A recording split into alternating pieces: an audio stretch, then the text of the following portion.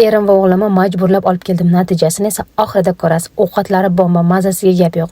Bizga juda ham tez va premium xizmat qilishdi. Bunaqa tez servisni hali ko'rmaganman. Juda xushmuomala. Tayoqchalardan foydalanishni esa Koreyada o'qiganimda o'rganganman. Tak что bunda menda muammo yo'q.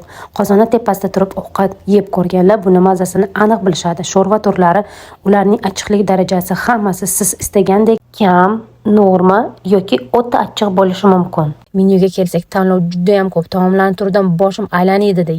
Yana qaysi taom necha minutda tayyor bo'lishini ham tushuntirib berishdi. Menyuda любой odam vkusiga qarab istalgan taomni tanlashingiz mumkin. Bizga ikki xil usuldagi menyuni taklif qilishdi. Tayyor taom buyurtma berasiz yoki o'zingiz xohlagandek pishirib yeysiz. Men o'zim ovqat pishirishni yaxshi ko'rganim uchun albatta o'zim pishirib yedim. Eng zo'ri tuzi kam, sho'r, pishmadi deb o'tirmaysiz. Hammasi o'z qo'lingizda. Qanday xohlasangiz shunday pishirib yeysiz. Buni nimaligini bilganlar bormi? Erim hamda o'g'lim davvolni o'tirishdi. Hatto gapirishmadi ham.